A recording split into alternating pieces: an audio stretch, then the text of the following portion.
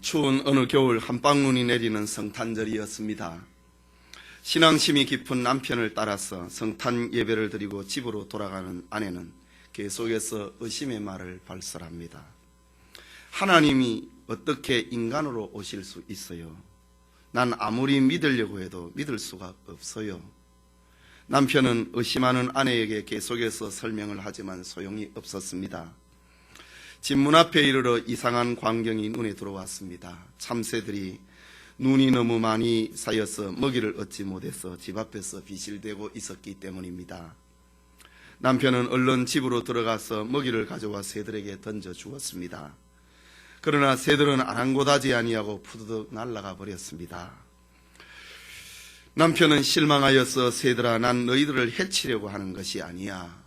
이것을 먹지 않으면 너희들이 굶어서 얼어 죽는단다 라고 말을 합니다. 그러나 새들은 사람의 말을 알아들을 리가 없습니다.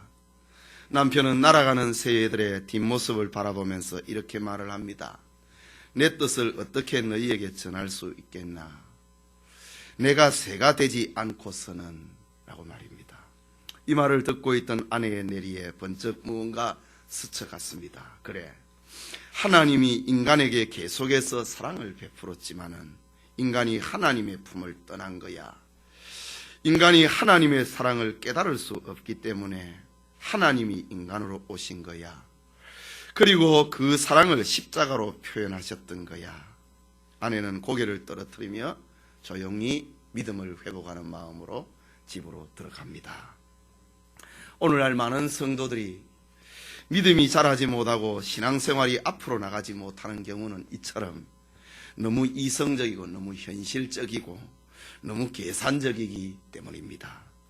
하지만 우리를 구원에 이르게 하는 기독교의 근본 진리는 이성과 과학과 현실 세계를 초월하는 것들로 가득 차 있습니다. 자연계의 법칙을 가지고는 우리가 구원에 이를 수 없기 때문입니다. 육체의 방법을 가지고 사람의 혈통을 가지고는 하나님의 그 구원을 이룰 수 없기 때문에 하나님께서는 초자연적인 방법을 동원하신 것입니다. 기독교 세계는 이렇게 기적들로 초자연적인 것들로 가득 차 있습니다. 하나님의 천지 창조가 기적의 덩어리입니다. 예수 그리스도의 동정녀 탄생과 대속의 죽으심, 그리고 주님의 부활과 승천하심이 기적입니다. 예수 그리스도의 재림과 더불어 시작될 최후 심판과 영원한 천국의 세계가 현실 세계를 초월을 하는, 과학을 초월을 하는 세계입니다. 이 진리를 믿음이 구원이고 이 진리를 겸손히 따라감이 그리스도인인 것입니다. 2012년에 성탄절을 앞에 두고 있는 주일 이 아침에 예수 그리스도의 성탄이라는 제목의 말씀을 받음으로 구원의 진리를 다시 한번 깨닫는 은혜가 있기를 소원합니다. 예수 그리스도의 성탄, 그것은 첫째로 하나님께서 주권적으로 주신 구원의 징조입니다. 오늘 본문의 내용은 유다의 아하스왕 시대에 일어났던 일입니다. 아하스왕은 예수님 탄생 700년 전에 유다의 왕이었습니다.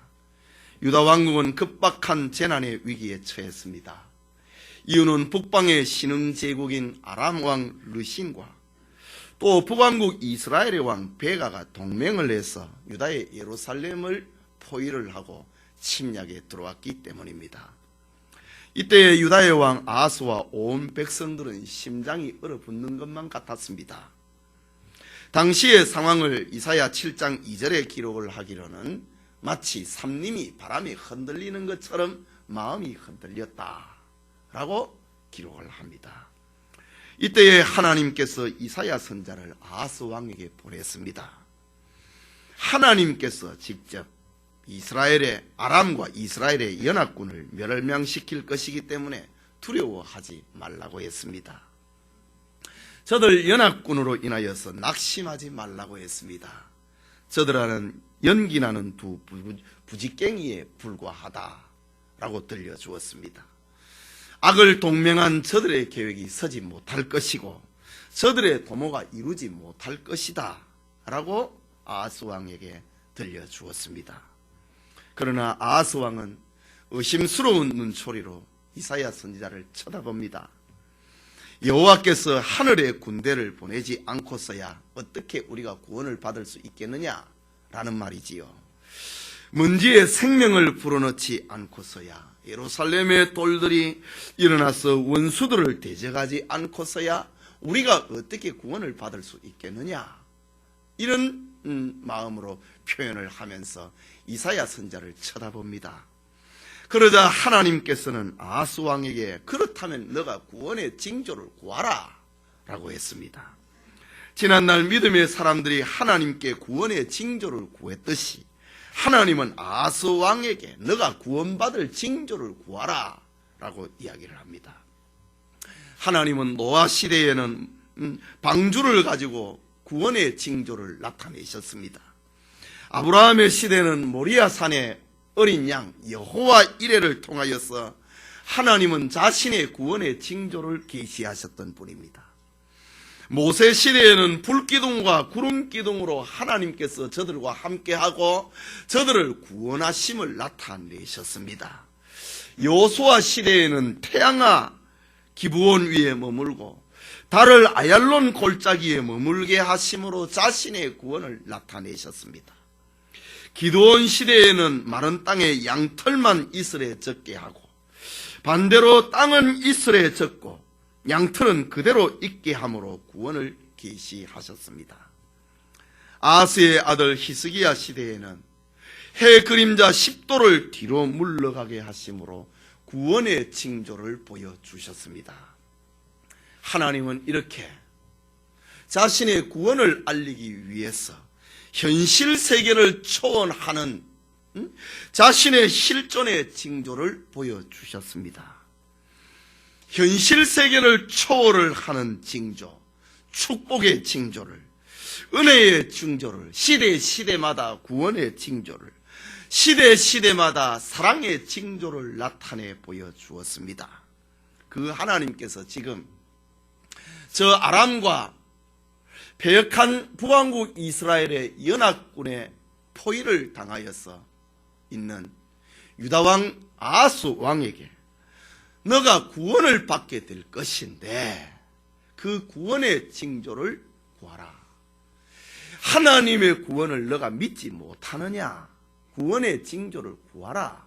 내가 보여주겠다라고 했습니다.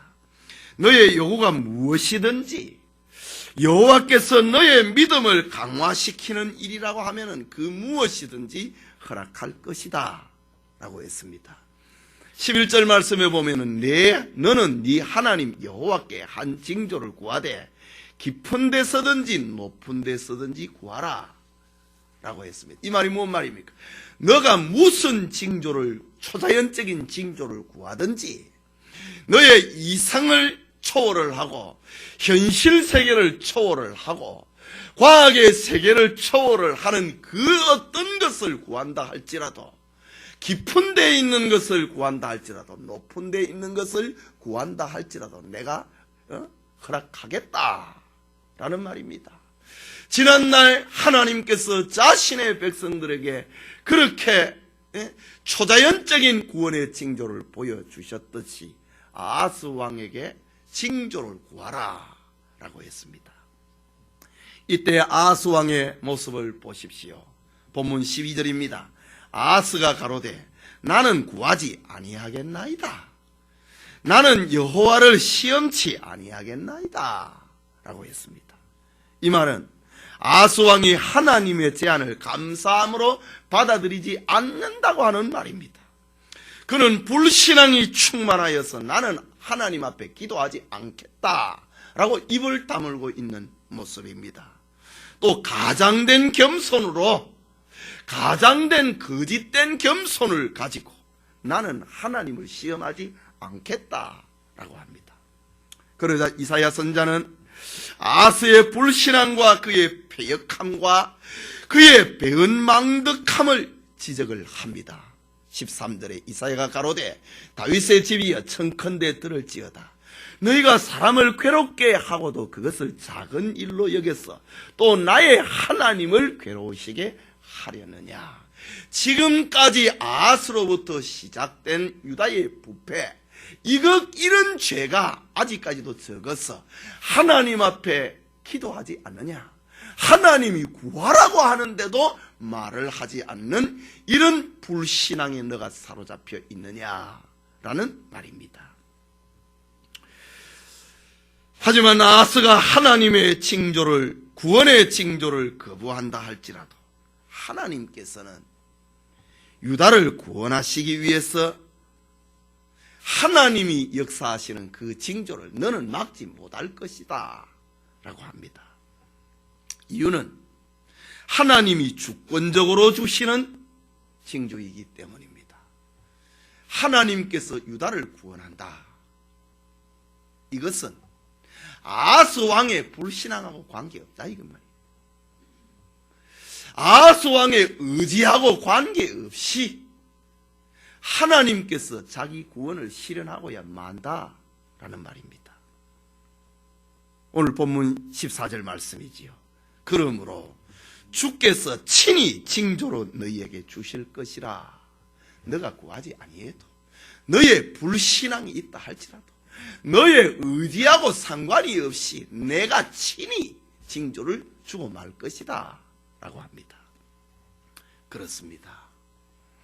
불신앙의 왕 아하스가 하나님의 구원 계획을 거절한다 할지라도 하나님이 자기 백성을 향한 이 구원의 계획은 수정되거나 취소되지 않는다는 말입니다. 오늘의 표현으로 하면은 우리의 불신앙과 우리의 죄가 충만해 있다 할지라도 하나님이 우리를 향한 구원 계획은 변경되지 않는다. 취소되지 않는다 라는 말입니다. 그 말이 주께서 친히 징조로 너희에게 주실 것이다 라는 말입니다. 오늘날 우리도 죄로 인하여서 하나님의 은혜를 거절을 하고 하나님의 축복을 거절을 하고 하나님의 사랑을 거절할 때가 있습니다.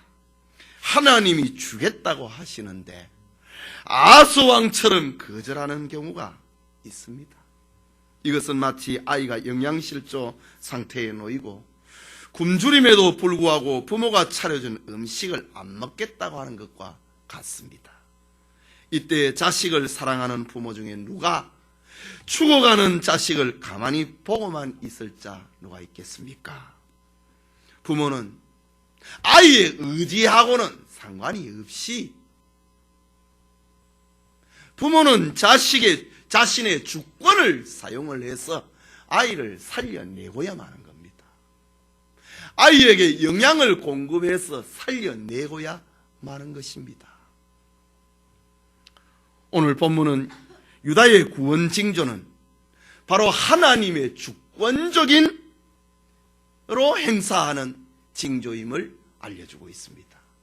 아하스 왕하고 관계없이 하나님께서 친히 구원을 행사하겠다라는 말입니다. 아하스와 유다 백성처럼 범죄한 백성이라 할지라도 하나님은 유다를 구원하는 징조를 주셨습니다.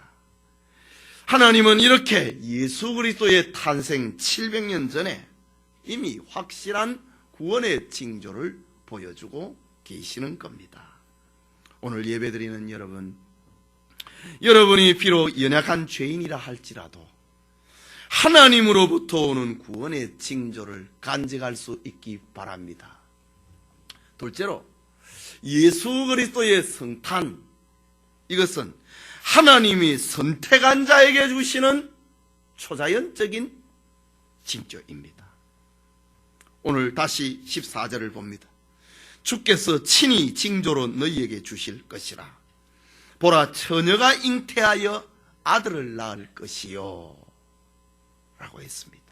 여기 너희에게, 이 말은 하나님의 구원 징조를 받는 대상인 유다를 가리키는 말입니다. 하나님은 아하스에게 한 징조를 구하라고 했습니다.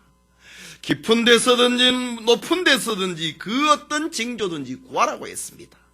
그러나 아하스는 나는 구하지 않겠다, 나는 여호와를 시험하지 않겠다 그는 하나님을 불신했습니다. 하지만 하나님은 아하스 왕의 불신에도 불구하고 자기 백성을 향한 구원의 징조를 주셨다는 말입니다. 이유는 하나님께서 그 백성을 선택했기 때문입니다. 하나님께서 열국 중에 그 백성을 사랑했기 때문입니다. 그 백성을 열국 가운데서 내 백성이다 라고 선택했기 때문에, 구별했기 때문에 아하스 왕의 의지하고 관계없이 내가 너를 구원하고 말겠다라는 말입니다. 그래서 성경에는 나는 야곱은 사랑하고 에서는 미워했다, 내가 너를 사랑했다 라고 말합니다. 하나님이 세상을 이처럼 사랑하사 독생자를 주셨으니 라고 했습니다. 우리의 의사, 우리의 의지, 우리의 죄의 분량에 관계없이 하나님이 우리를 사랑했다라는 말입니다. 요한일서 4장 10절에는 사랑은 여기 있으니 우리가 하나님을 사랑한 것이 아니요 하나님이 우리를 사랑했다라고 합니다. 이것이 바로 선민을 향한 하나님의 은혜입니다. 이것이 바로 택함을 입은 하나님의 백성을 향한 축복입니다. 긍휼입니다. 사랑입니다. 하나님이 주신 구원의 징조는 선택받은 자에게 거저 주시는 은혜의 선물임을 알려주고 있습니다. 아하스 왕이 뭘 구했다고 하면은 너의 노력이 가상하구나 라고 하지만은 하나님이 예수 그리스도를 이 세상에 보내시는 구원 문제에 있어서는 너 의지하고 상관없다 이 말입니다. 우리가 살아가면서 여러 가지 축복 생활을 할 때 우리의 노력이 필요합니다. 우리의 수고가 필요합니다. 우리의 연구 활동이 필요합니다. 그러나 우리의 구원 문제에 있어서는 우리 의지하고 상관없다 이거죠. 우리 의지하고 상관없이 하나님이 자기의 택한 백성들에게 그 구원을 행사하고야 만다라는 말입니다. 이것이 하나님이 세상을 이처럼 사랑하사 독생자를 주셨으니 라는 말입니다. 사랑은 여기 있으니 우리가 하나님을 사랑한 것이 아니요 하나님이 우리를 사랑하셨습니다 라는 말입니다. 구원 문제에 있어서는 철저하게 우리 의지하고 우리 죄하고 상관이 없다라고 하는 말입니다. 여러분이 예수님 보내달라고 해서 예수님이 여러분 앞에 나타났습니까? 아닙니다. 구원 문제에 있어서는 철저하게 하나님의 주권이요 구원 문제에 있어서는 선택한 자기 백성을 향해서 역사하시는 하나님의 거저 주시는 선물인 것입니다. 계속해서 그 징조의 내용을 말하고 있습니다. 14절에 처녀가 잉태하여 아들을 낳을 것이요 라고 했습니다. 여기 처녀에 해당하는 히브리어 알마는 남자를 알지 못하는 성숙한 처녀, 곧 동정녀를 가리킵니다. 신약 성경의 표현으로 하면은 예수님을 출생한 마리아는 연령적으로 성숙을 했고 요셉과 정혼한 사이였습니다. 사내를 가까이 하지 아니한 처녀였습니다. 그런데 처녀가 아들을 잉태할 것이다. 이것이 구원의 징조다 라는 말입니다. 그것은 성령으로 잉태될 것이다 라는 말입니다. 마태복음 1장 28절에 예수 그리스도의 나심은 이러하니라. 그 모친 마리아가 요셉과 정혼하고 동거하기 전에 성령으로 잉태된 것이 나타났더니, 결혼하기 전에 처녀의 몸으로 있을 때에 성령으로 잉태된 것이 나타났다. 누가복음 1장 34절에 마리아가 천사에게 말하되 나는 사내를 알지 못하니 어찌 이 일이 내게 있으리까 라고 말을 합니다. 처녀가 잉태해서 아들을 낳는다. 사내를 알지 못하는 처녀가 아들을 낳는다. 그것이 바로 구원의 징조다 라는 말입니다. 자기 백성을 구원하는 구원의 징조다라는 말입니다. 인류 역사상 사내를 알지 못하는 처녀가 잉태하여 아들을 낳을 것인데, 그가 바로 하나님께서 자기 백성을 구원하는 징조라는 말입니다. 그것은 이성과 과학과 상식과 자연계의 방법을 따른 징조가 아닙니다. 전능하신 하나님의 신비가, 전지하신 하나님의 지혜를 드러내는 구원의 징조라는 말입니다. 구원은, 우리의 구원 문제에 있어서는 상식의 세계에서 구원받을 수 없습니다. 하나님 앞에 우리가 지옥을 가지 아니하고 천국에 가는 구원 문제에 있어서는 이거는 이성의 세계로는 해결될 수 없는 것입니다. 그래서 이성을 초월하는 것, 처녀가 잉태하여 아들을 낳을 그날이 오는데, 그것이 바로 하나님의 구원 계시임을 알아라 라는 말입니다. 이처럼 예수 그리스도의 탄생은 인간의 생각으로는 헤아릴 수 없는 것입니다. 역사상 마리아 외에 그 어떤 여자가 이 일을 체험한 이가 있었습니까? 예수 그리스도 외에 자기 어머니가 처녀로 잉태했다고 하는 그런 기록을 소유하고 있는 이가 이 역사상에 누가 있습니까? 예수 그리스도와 같은 출생을 한 사람은 역사상 한 사람도 없습니다. 그리스도처럼 수많은 선지자들의 예고와 기대를 받은 이도 없습니다. 성경은 오직 예수 그리스도만이 처녀에게서 잉태된 아들이다, 성령으로 잉태된 아들이다, 예수 그리스도만이 신이요 인간이다 라고 알려주고 있습니다. 그래서 예수님께서 친히 말씀하시기를, 내가 곧 길이요 진리요 생명이니 나로 말미암지 않고는 하나님께로 올 자가 없느니라.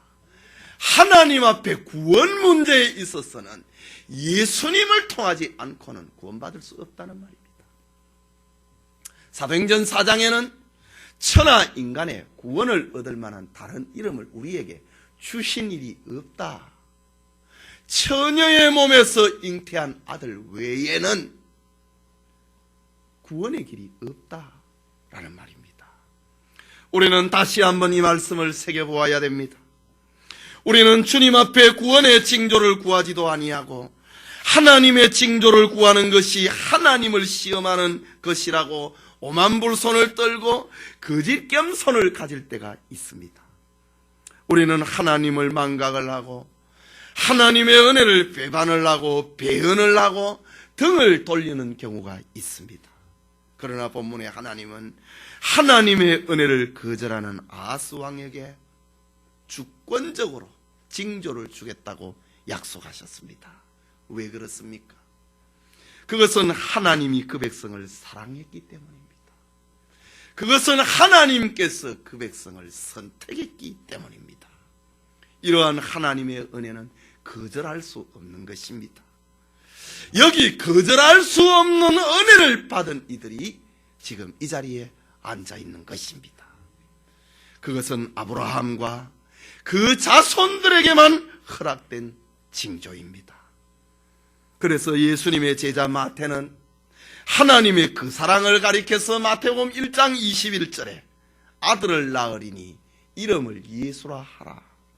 이는 그가 자기 백성을 저희 죄에서 구원할 자이심이니라 라고 했습니다. 자기 백성을 구원하기 위해서 예수님이 이 세상에 오셨다라는 말입니다. 즉 하나님의 위대한 구원의 징조는 모든 사람에게 동일하게 임하는 것이 아니라는 말입니다. 하나님은 창세전에 그리스도 안에서 구원받기로 작정된 자들에게 예수 그리스도가 하나님의 아들이고 나의 구주임을 믿어지도록 허락한다고 하는 말입니다. 예수님의 성탄이 지금 2000년이 지나도록 역사상에 전해지고 있지만은 자기 백성만이, 하나님의 자기 백성만이 이 신비로운 진리, 초자연적인 진리를 믿게 되는 겁니다. 하나님의 백성이 아니면은 이성으로 판단을 하고 던져버립니다. 하나님의 백성이 아니면은 상식이 아니라고 던져버립니다. 하나님의 백성이 아니면은 과학과 틀리다고 던져버립니다. 그러나 하나님의 백성은 그것을 믿음으로 받아들인다. 하나님이 그를 사랑하고 있기 때문입니다. 오늘날 우리도 본래는 하나님을 알지 못하는 사람이었습니다. 오늘 성경의 아스왕처럼 하나님을 알려고도 하지 않았습니다. 심지어 하나님을 믿으라고 하는 전도를 비방을 하고 거절을 하고 욕설을 퍼부은 자도 아마 이 가운데 앉아 있을 것입니다. 바울은 그리스도를 핍박을 하고 그리스도를 잡아서 억지로 주님을 모독하게 하는 말을 하게 했던 사람입니다. 그는 그리스도인을 죽이기까지 했습니다. 그럼에도 하나님이 바울을 선택을 하시고 바울을 사랑하시고 그를 회개시켜서 자신의 일꾼으로 삼았습니다. 지난날 우리 믿음의 조상들에게 그랬던 것처럼, 지난날 우리 믿음의 선배들에게 그랬던 것처럼 하나님이 여러분을 설복시키고 하나님이 여러분을 감동시켜서 구원의 징조를 받아들이게 하고 믿어지도록 역사하신 것입니다. 이런 사실들이 바로 선택에 받은 징조인 것입니다. 생각할수록 이 초자연적인 진리가 믿어진다. 이것은 가슴 뜨거운 사실일 수밖에 없는 것입니다. 지금 여러분이 예수 그리스도를 나의 구주로 믿어지십니까? 예수님이 구주 되심을 믿어지신 것이 여러분이 선택을 받았다는 증거입니다. 하나님의 위대한 사랑 계획에 여러분이 들어가 있다고 하는 증거인 것입니다. 오늘 여러분에게 하나님의 선택의 은총이 충만하기를 소원합니다. 예수 그리스도의 성탄, 그래서 마지막으로 예수 그리스도의 이름은 임마누엘이라고 합니다. 본문 14절을 다시 봅니다. 주께서 친히 징조로 너희에게 주실 것이라. 보라, 처녀가 잉태하여 아들을 낳을 것이요 그 이름을 임마누엘이라 하리라 고 했습니다. 여기 임마누엘이라고 하는 말은 하나님이 우리와 함께 하신다라는 뜻입니다. 지금 이 말씀을 하고 있는 당시의 상황을 잘 기억을 해야 됩니다. 이 말씀은 신흥 패권국인 아람과 북왕국 이스라엘의 침략으로 죽음의 상황에 처해 있을 때에 하나님이 유다 백성에게 주신 말씀입니다. 이 말씀은 나는 하나님께 구하지도 않겠고 하나님을 시험하지도 않겠다고 했던 불신앙의 왕 아하스를 향한 말씀입니다. 말하자면은 인간이 아무리 비참한 상황에 처해 있다 할지라도 혹은 죄로 인하여서 절망에 처해 있다 할지라도 하나님은 그 백성을 위하여서 희망을 가지고 찾아오시는 분이라는 말입니다. 자기 백성을 위하여서 소망과 구원을 가지고 찾아오시는 분이라는 것을 알려주고 있습니다. 이 말씀은 과거 이사야 시대의 사건으로만 생각해서는 안 됩니다. 이 위대한 임마누엘의 진리는 오늘 죄악 가운데 살아가고 있는 우리에게 주시고 있는 말씀이기 때문입니다. 우리는 우리의 말이나 행동에 있어서 영적인 것에나 육적인 것에 있어서 우리는 하나님을 구하지 아니하고 물질을 구하고 우상을 구하고 사람을 의지하다가 넘어지는 사망의 징조들 가운데서 살고 있었던 우리입니다. 그럼에도 하나님이 아하스왕처럼 하나님이 우리와 함께하는 구원의 징조를 주셨습니다. 그것이 바로 예수 그리스도의 성탄이다 라는 말입니다. 그렇다면 하나님이 우리와 함께하고 있다는 증거가 무엇입니까? 예수님이 이 세상에 오셨는데 그분이 바로 하나님이 우리와 함께하고 있다는 임마누엘의 징조라고 했는데, 그분이 지금 우리와 함께하고 있다는 증거가 무엇이겠습니까? 그것은 여러분이 설교를 들을 때에 눈물이 나는 것이 임마누엘의 징조입니다. 하나님의 말씀을 들을 때에 믿음이 생기는 것이 바로 임마누엘입니다. 설교를 들을 때에 회개할 마음이 생기는 것이 임마누엘입니다. 천당이 있다고 하는 말씀을 들을 때에 천당 소망이 가슴에 부풀어 오르는 것, 그것이 임마누엘입니다. 주님이 내 죄를 용서했다고 하는 사실 앞에 눈물이 나고, 십자가의 피가 내 죄를 영원히 용서했다고 하는 주님의 음성을 들을 때에 가슴이 뛰고 감격하는 그것이 하나님이 우리와 함께하고 있다는 임마누엘의 징조입니다. 이러한 사실을 분명하게 하지 아니하면은 여러분의 신앙은 재미가 없습니다. 여러분의 구원은 재미를 잃어버리고 말 것입니다. 하나님의 말씀을 들을 때 눈물이 나고, 하나님의 말씀을 들을 때 가슴이 뛰고, 하나님의 말씀을 들을 때 기뻐하고, 하나님의 말씀을 들을 때 행복해하는 이것이 임마누엘의 징조다라는 말입니다. 참으로 중대한 것은 임마누엘의 주님이 지금 교회와 함께하고 있다는 사실입니다. 이 지상의 교회는 하나님이 우리와 함께하고 있다는 임마누엘의 표징입니다. 이 지구촌에 교회가 있다. 이것은 하나님의 임마누엘의 표적입니다.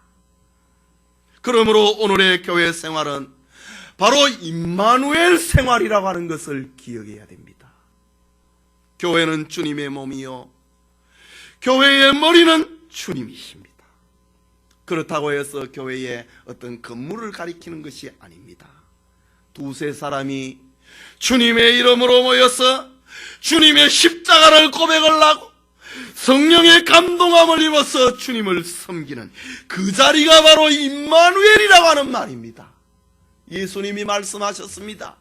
두세 사람이 모여서 기도하는 그곳에 내가 함께 하겠다, 임마누엘 하겠다라고 했습니다.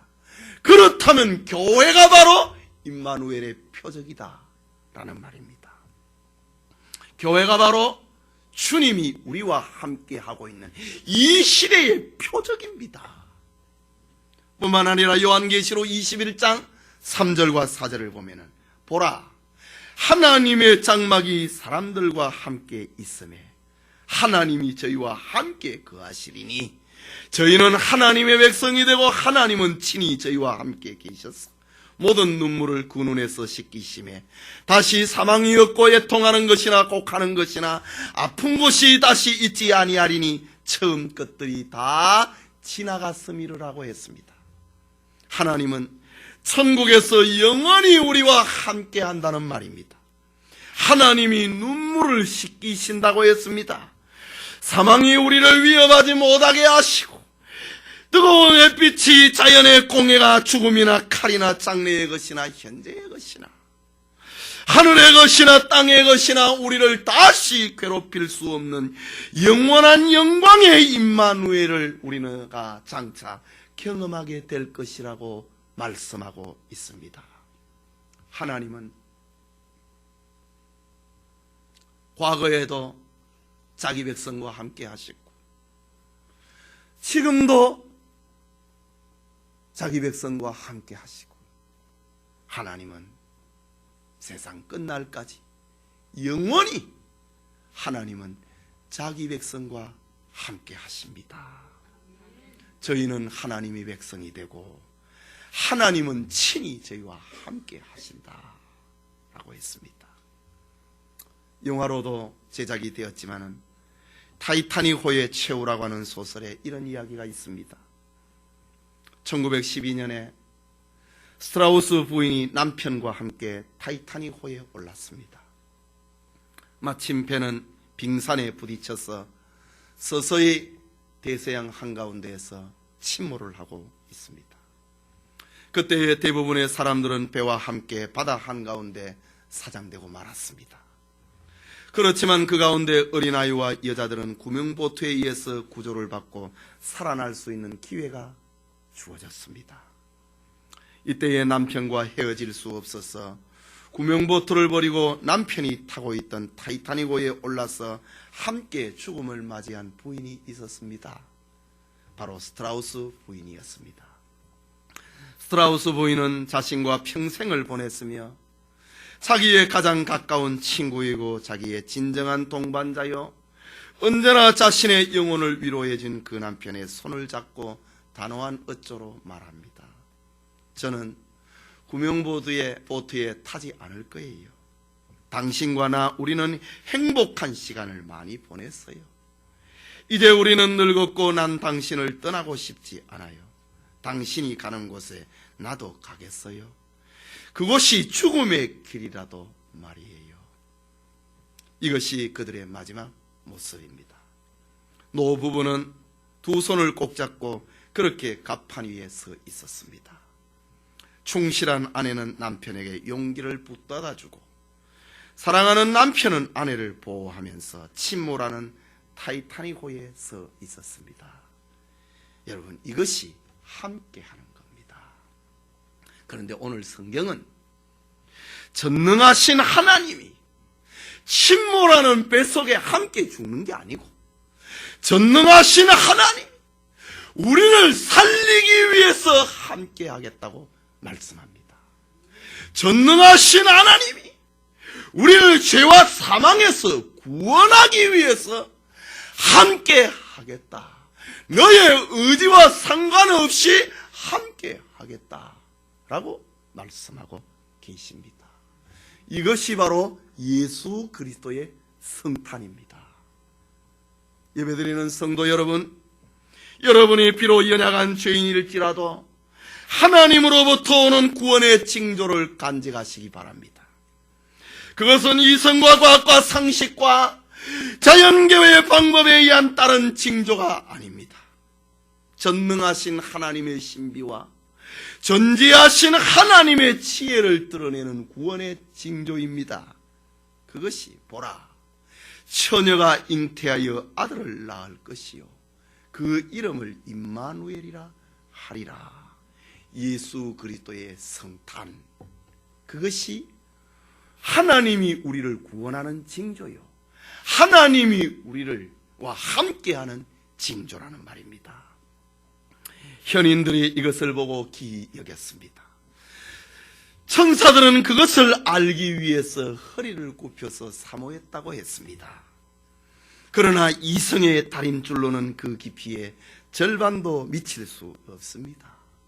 과학의 날개로도 그 높이에 도달할 수 없습니다. 연구라고 하는 눈으로도 그 사랑의 넓이를 깨달을 수 없습니다. 자기 백성에게 주시는 초자연적 진리이기 때문입니다. 성도님, 예수 그리스도의 성탄의 메시지를 받는 여러분은 이제 혼자가 아니라는 것을 기억하시기 바랍니다. 그렇다면 지옥의 공포가 여러분에게 몰려온다 할지라도 임마누엘의 징조 예수 그리스도 그 이름을 속삭인다면 놀라서 물러가고 말 것입니다. 사탄의 위협이 여러분에게 찾아온다 할지라도 임마누엘의 징조 예수 그리스도 그 이름을 외치면 7길로 도망치고 말 것입니다. 임마누엘의 징조 예수 그리스도 그 이름은 고난당하는 자의 위로요, 슬픔을 만난 자의 힘이요, 죄에서 구원받는 능력입니다. 임마누엘의 징조 예수 그리스도, 그분은 비참한 현실을 이기는 힘입니다. 임마누엘의 징조 예수 그리스도, 그분은 사랑하는 자에게 하나님이 주시는 단잠입니다. 임마누엘의 징조 예수 그리스도, 그분은 수고하고 애쓴 자들에게 누리는 풍성한 양식이 될 것입니다. 성탄을 맞이하는 여러분 모두에게 구원의 징조를 간직을 하시기 바랍니다. 하나님이 주시는 평안과 기쁨의 성탄절이 되시기를 축원합니다.